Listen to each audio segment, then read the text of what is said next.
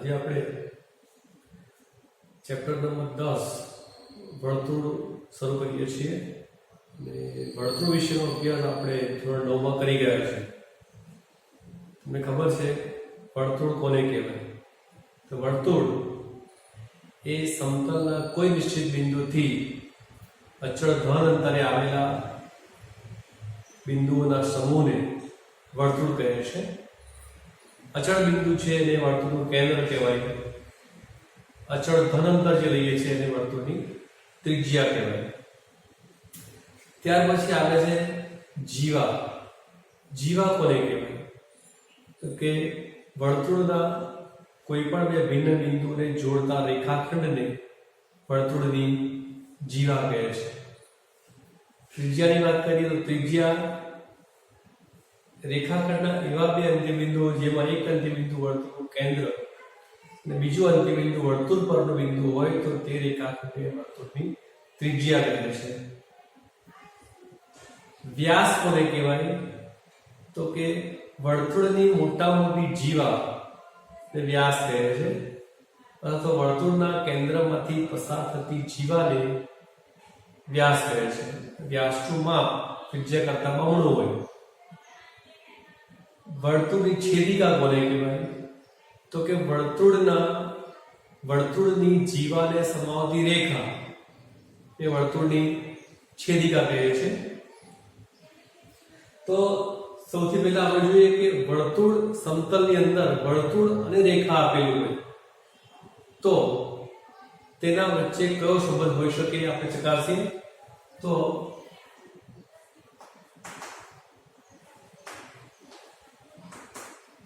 સમતલમાં વર્તુળ અને રેખા આપેલ હોય તો નીચેની શક્યતાઓ બને. એટલે આપણને સમતલમાં એક રેખા આપેલી હોય અને એક વર્તુળ આપ્યું હોય તો શક્યતાઓ બને. પેલી શક્યતા જોઈએ આપણે તો એક વર્તુળ છે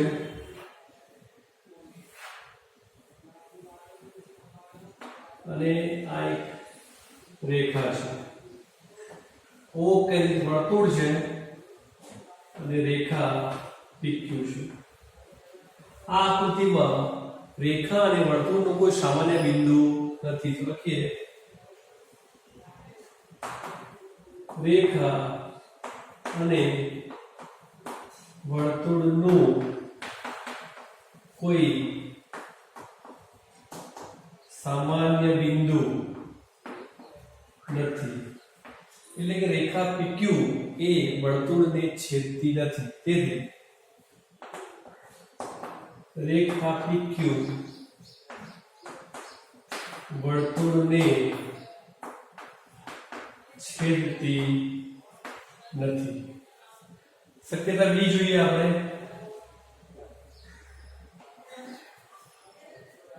રેખા આપી છે વર્તુળ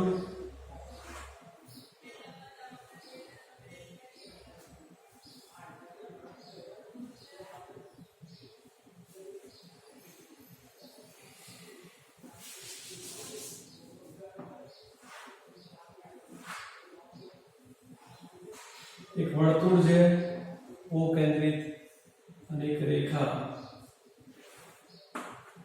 PQ એ વર્તુળને A અને B બે ભિન્ન બિંદુઓમાં છેદે છે. લખીએ આપણે રેખા PQ વર્તુળને A અને B બિંદુમાં છેદે છે. તેથી શું કહીશું આપણે? તેથી રેખા PQ વર્તુળની છેદિકા છે. ત્રીજી શક્યતા લઈએ આપણે.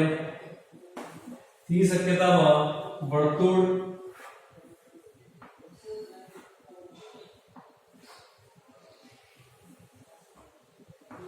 વર્તુળનું કેન્દ્ર O છે, કોઈક રેખા છે જે વર્તુળને રેખા PQ લઈએ, વર્તુળને એક જ બિંદુ A માં છેદે છે, એટલે કે અડીને જાય છે માટે સ્પર્શ છે એમ કહેવાય. તો રેખા PQ અને વર્તુળનું સામાન્ય બિંદુ A છે. તેથી જો કોઈ રેખા વર્તુળને એક જ બિંદુમાં સ્પર્શે તો તે રેખાને વર્તુળનો સ્પર્શક કહેવાય. તેથી રેખા PQ વર્તુળનો સ્પર્શક છે અને એ જે છે એ રેખા અને વર્તુળનું સ્પર્શ બિંદુ કહેવાય. સ્પર્શકની વ્યાખ્યા લખી દઈએ. સ્પર્શકની વ્યાખ્યા શું કહેવાય? તો કે સમતલમાં આવેલી કોઈ રેખા વર્તુળને એક જ બિંદુમાં છેદે તો તે રેખાને વર્તુળનો સ્પર્શક કહે છે. હવે આગળ જઈએ.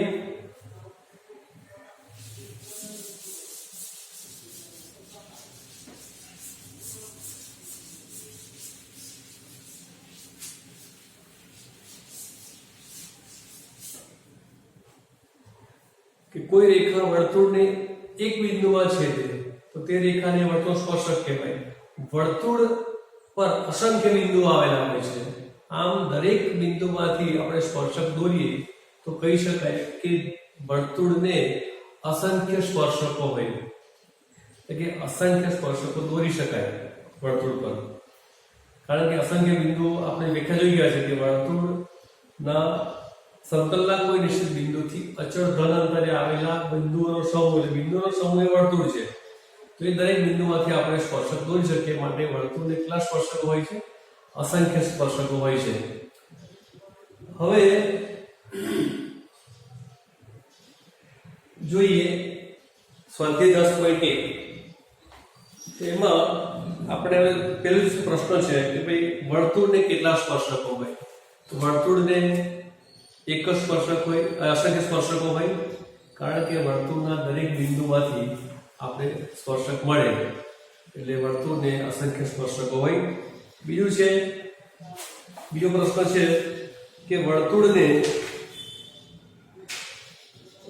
સ્પર્શક વર્તુળને ખાલી જગ્યા બિંદુમાં છેદે તો સ્પર્શક વર્તુળને એક અને માત્ર એક જ બિંદુમાં છેદે.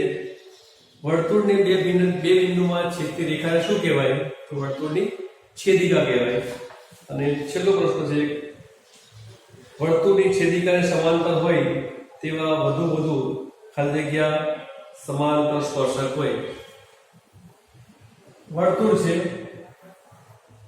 આ એક છેદિકા છે, તો આને સમાંતર કેટલા સ્પર્શકો મળે? તો એક તો આ બિંદુમાંથી આ સ્પર્શક નીકળી શકે અને બીજો આ રીતે આ.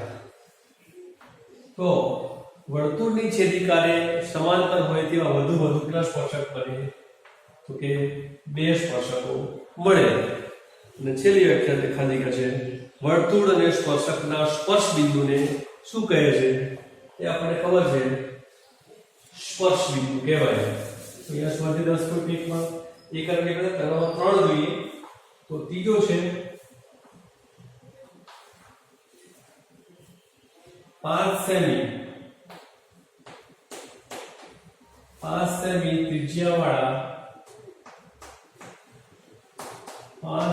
ત્રિજ્યાવાળા વર્તુળના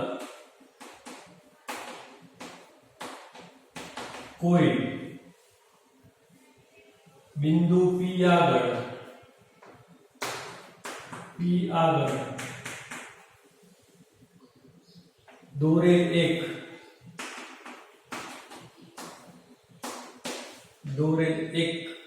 સ્પર્શક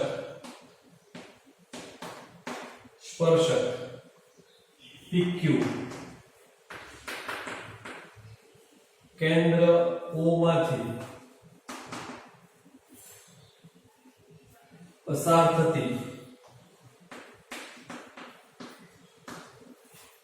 થતી રેખા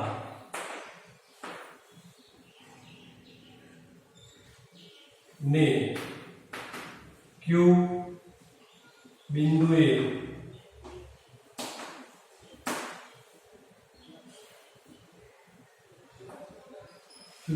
છેદે તો OQ બરાબર 12 સેમી તો PQ બરાબર ખાલી જગ્યા વિકલ્પ આપણા છે આપણને 12 13 5 5 19 120. હવે આનો અભ્યાસ કરતા પહેલા આપણે એક ટોપિક રહી ગયો છે પ્રમેય 10.1. પ્રમેય 10.1 એવું કહે છે કે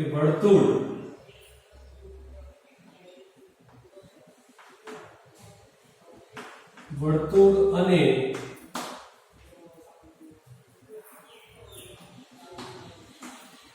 સ્પર્શકના સ્પર્શ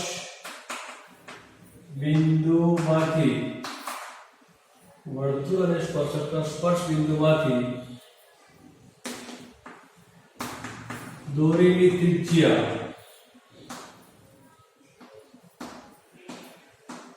સ્પર્શકને લંબ હોય છે. એટલે કે સ્પર્શ બિંદુમાંથી કોઈ ત્રિજ્યા દોરીએ એ સ્પર્શકને લંબ હોય છે. મિત્રો બતાવી દઈએ આ પ્રમાણે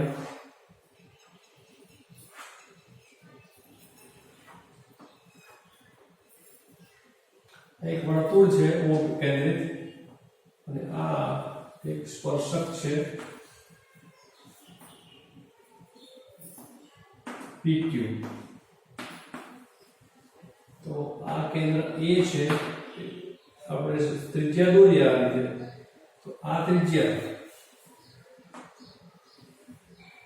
ત્રિજ્યા એ સ્પર્શકને લંબ હોય છે એટલે અહીંયા કાટખૂણો બનાવે. એટલે કે વર્તુળના સ્પર્શકના સ્પર્શ બિંદુમાંથી દોરેલી ત્રિજ્યા સ્પર્શકને લંબ હોય છે એટલે કાટખૂણો બનાવે. હવે આ બહારનું બિંદુ Q છે એને જોડી દઈએ આપણે આ રીતે. તો અહીંયા તૈયાર થાય છે કાટકોણ ત્રિકોણ OAQ. અને OAQ તૈયાર થાય કાટકોણ ત્રિકોણ હોય એટલે કયો નિયમ લાગે? પાયથાગોરસ. એટલે જો આપણને આ બાજુ આપેલી હોય, આ આપેલી હોય તો આપણને આ અંતર મળે, આ બંને આપેલી હોય તો આપણને ત્રિજ્યા મળે. બરાબર છે? તો અહીંયા પાયથાગોરસનો નિયમ લાગે કે ભાઈ એ શું છે? રેખા PQ એ વર્તુળનો સ્પર્શક છે. એ સ્પર્શ બિંદુ છે. O એ ત્રિજ્યા છે, O એ ત્રિજ્યા છે. અહીંયા પાયથાગોરસ લાગે ત્રિકોણ OAQ. ત્રિકોણ OA લંબ PQ. અને તેથી લંબ છે પાયથાગોરસ લાગે ત્રિકોણ OAQ પર ખૂણો OAQ બરાબર 90. તેથી પાયથાગોરસ સિદ્ધાંત મુજબ પાયથાગોરસ પ્રમેય મુજબ શું લખાય? આ કર્ણ બનશે એટલે OA સ્ક્વેર વત્તા AQ સ્ક્વેર બરાબર કર્ણ એટલે OQ સ્ક્વેર. આનો આપણે ઉપયોગ કરીને તે દાખલાઓ ગણવાના છે. તો સૌથી પહેલા આપણે આ જોઈએ કે 5 સેમી ત્રિજ્યાવાળા વર્તુળના કોઈ બિંદુ P આગળ દોરેલ એક સ્પર્શક PQ કેન્દ્ર O માંથી પસાર થતી રેખા ને Q બિંદુએ છેદે છે તો OQ બાર હોય તો PQ શોધો. આપણે દોરીએ આપણે દોરીએ પહેલા. તો આવું કેન્દ્ર છે. હવે 5 સેમી ત્રિજ્યા 5 છે. વર્તુળના કોઈ બિંદુ P આગળ દોરેલ સ્પર્શક PQ કેન્દ્ર O માંથી રેખા Q બિંદુએ છેદે છે. અહીંયા આપણે સ્પર્શક દોરીએ, ત્રિજ્યા દોરીએ. આ આપણો સ્પર્શક છે.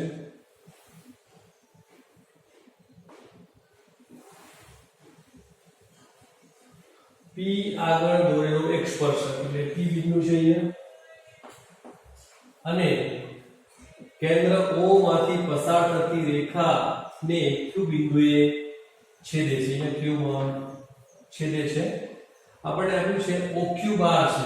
OQ = 12 એટલે OQ ની કિંમત છે 12 સેમી અને ત્રિજ્યા છે 5 સેમી. આ ત્રિજ્યા છે આપણી. આ લંબ હોય. આપણે જોઈ ગયા છે કે વર્તુળના સ્પર્શકના સ્પર્શ બિંદુની ત્રિજ્યા સ્પર્શકને કેવી હોય છે? લંબ હોય છે. એટલે કાટકોણ ત્રિકોણ તૈયાર થઈ ગયો આપણો. ત્રિકોણ OPQ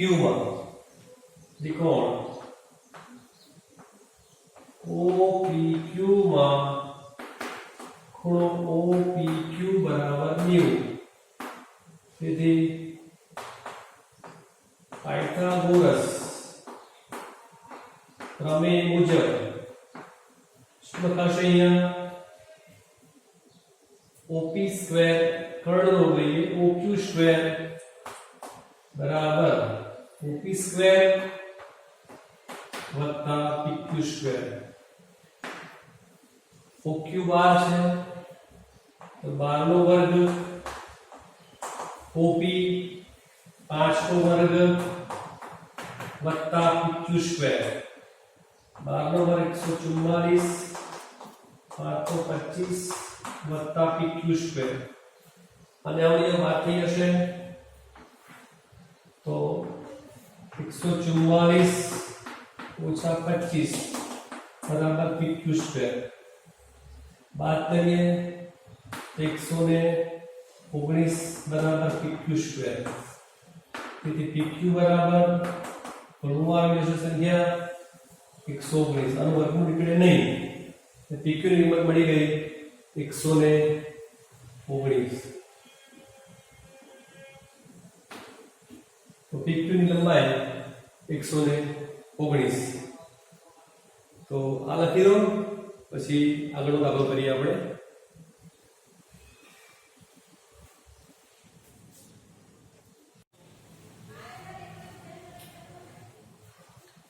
હવે આપણે આગળ જોઈએ. P કેન્દ્ર અને 7 સેમી ત્રિજ્યા ધરાવતા વર્તુળના બહારના ભાગમાં આવેલા બિંદુ A માંથી દોરેલ સ્પર્શક વર્તુળને B માં સ્પર્શે છે તો AB 24 P એ શોધો. એટલે કે આપણને P કેન્દ્ર વર્તુળ આપેલું છે.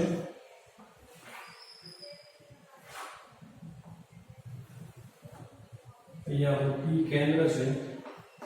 P કેન્દ્રિત વર્તુળ અને 7 સેમી ત્રિજ્યા. ત્રિજ્યા 7 સેમી લઈએ. 7 સેમી. વર્તુળના બહારના ભાગમાં આવેલા બિંદુ A માંથી સ્પર્શક દોરીએ તો વર્તુળને B માં સ્પર્શે. આ B બિંદુ છે. આમ એક દોરીએ આપણે. બાજુ બિંદુ A માંથી સ્પર્શક દોરીએ તો અહીંયા B માં સ્પર્શે છે.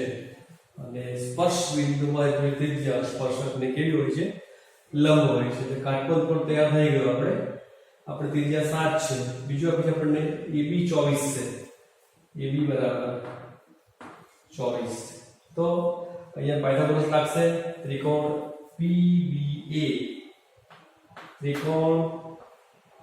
PBA માં ખૂણો PBA બરાબર 90. લખીએ આપણે પાયથાગોરસ પ્રમેય મુજબ પીબી સ્ક્વેર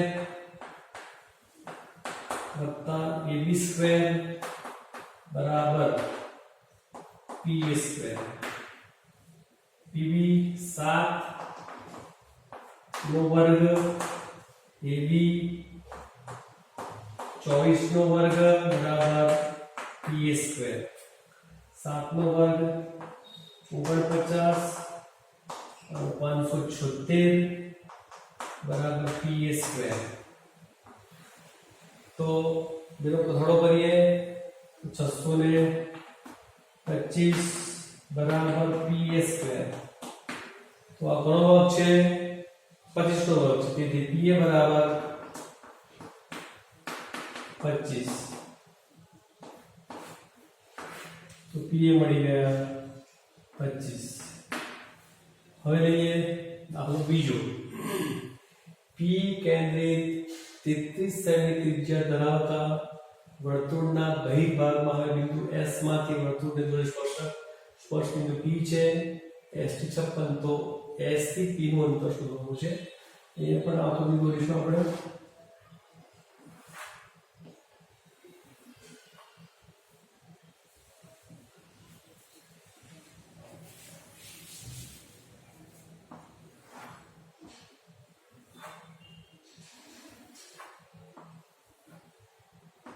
આપણું કેન્દ્ર P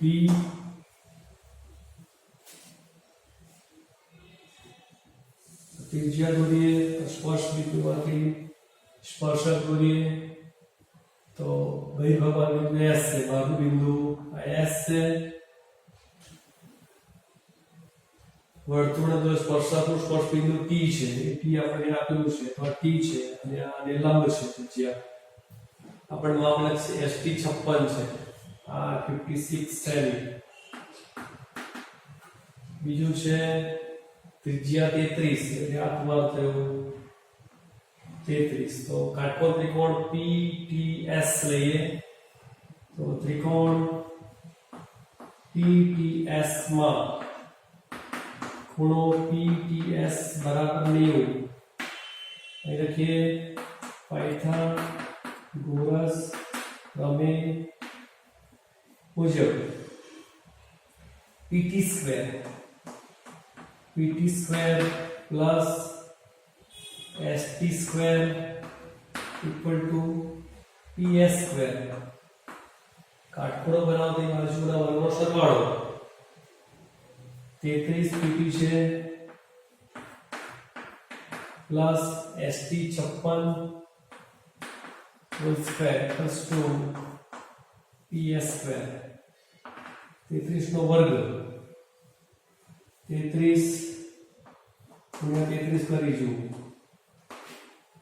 0 3 તારી 9 3 તારી 9 3 તારી 9 9 બરાબર 8 વધી 1089 પ્લસ 56 નો સ્ક્વેર 56 ગુણ્યા 56 કરીશું 0 5 36 શું વધી 3 5 પછી 3 28 પ્લસ 3606 વધી 3 30 ને 3 33 6 3 11 1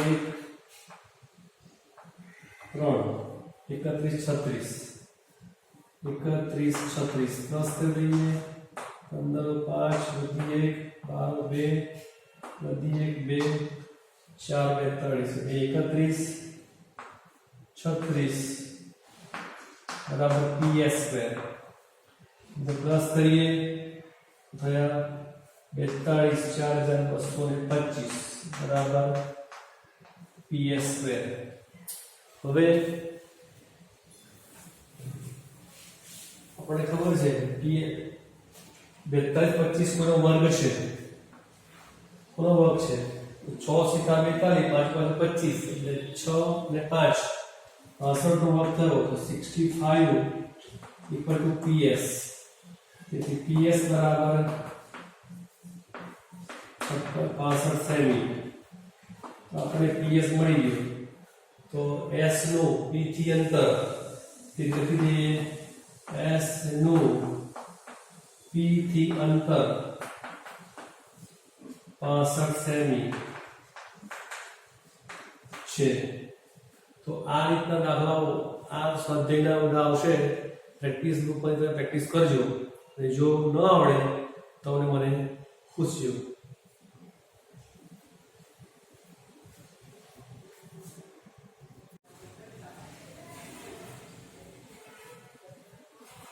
વિદ્યાર્થી મિત્રો, આપણે આજે આગળ જોઈશું. આપણે જોઈ ગયા આગળ કે વર્તુળ અને કોઈ સ્પર્શક આપેલો હોય તો એ સ્પર્શકના સ્પર્શ બિંદુમાંથી થોડી ત્રિજ્યા સ્પર્શકને લંબ હોય છે. એ આપણે જોઈ ગયા, દાખલા પણ જોઈ ગયા.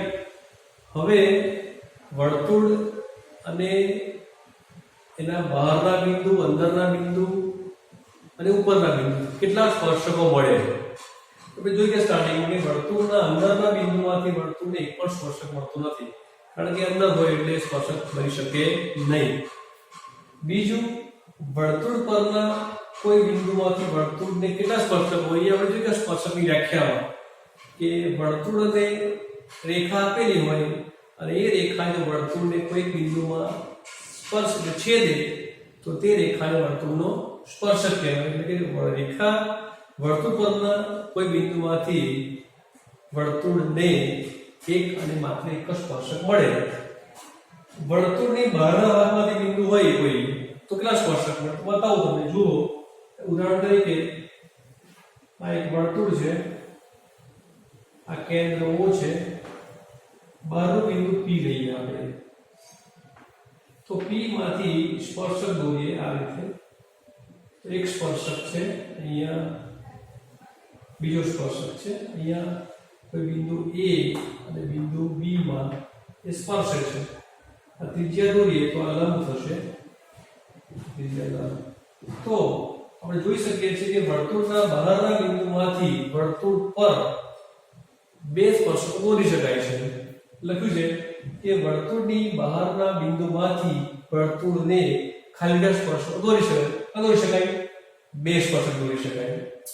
અહીંયા એના એક પ્રમેય છે કે ભાઈ આ જે સ્પર્શકો જે છે એની લંબાઈ કેવી હોય તો વર્તુળના બહારના બિંદુમાંથી દોરેલા સ્પર્શકોની લંબાઈ સમાન હોય. અને લંબાઈ કોને કહેવાય તો કે વર્તુળનું બહારનો બિંદુ અને સ્પર્શ બિંદુ વચ્ચેના અંતરને સ્પર્શકની લંબાઈ કહેવામાં આવે છે. અને બંને લંબાઈઓ કેવી હોય છે? સરખી હોય છે. પ્રમેય 10 એવો જ કે વર્તુળની બહારના બિંદુમાંથી દોરેલા સ્પર્શકોની લંબાઈ સમાન હોય છે. તો જરા સમજી લઈએ થોડું આપણે.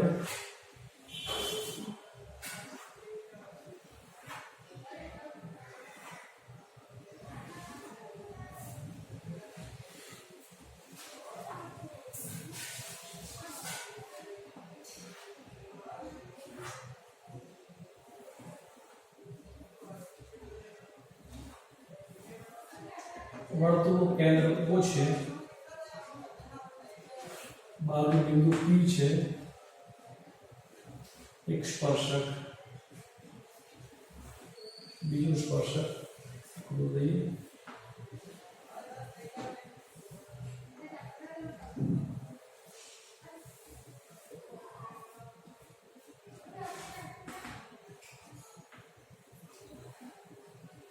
બીજું સ્પર્શક દોર્યા એટલે સ્પર્શક ત્રિજ્યા હંમેશા કેવો હોય?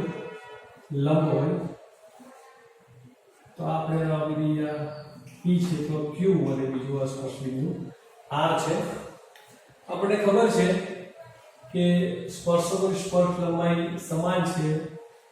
PQ = PR એ આપણને ખબર છે. અહીંયા ત્રિકોણ જોઈએ, ત્રિકોણ POQ અને POR. તો ત્રિકોણ POQ અને ત્રિકોણ POR માં પેલા તો જોઈએ કે આ બંને કાટખૂણાઓ છે.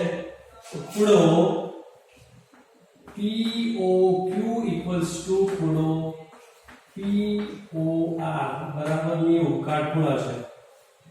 આ બે સરખું ત્રિજ્યાઓ છે બંને, તો OQ = OR લખવાનું એક જ વર્તુળની ત્રિજ્યાઓ. ત્રિજ્યા સમાન શું છે ત્રિકોણમાં? તો કે બંનેમાં કોમન છે.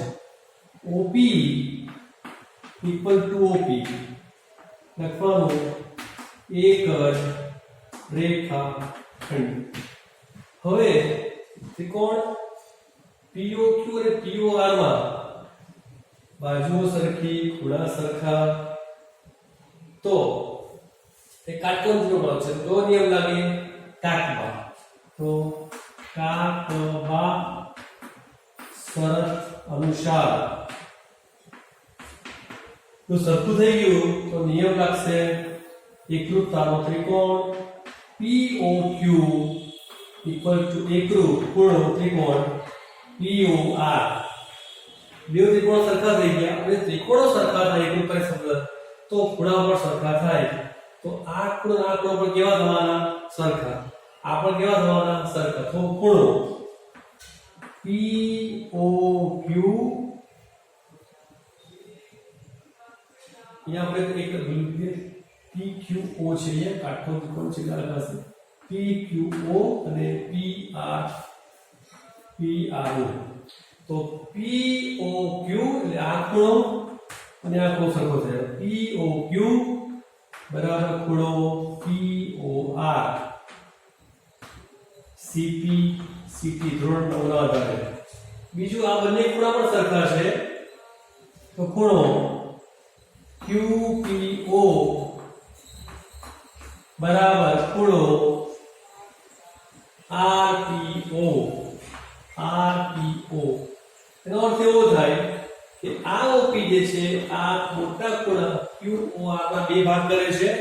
એ રીતે ખૂણો આ OP એ ખૂણા QPR ના બે ભાગ કરે છે, એટલે વિભાજક છે. લખવાનું તેથી OP એ ખૂણા QOR અને ખૂણા QPR નો દ્વિભાજક છે. એનો અર્થ થાય કે જો આ ખૂણો 100 હોય તો બંને 50 ના થાય. આ ખૂણો 80 હોય તો બંને 40 ના થાય. એનો ઉપયોગ આપણે દાખલામાં આવશે. એટલે OP એ ખૂણા QOR અને ખૂણા QPO નો દ્વિભાજક છે, એટલે બે સરખા ભાગ કરે છે. તો એ આપણે નોંધ કરી લઈશું.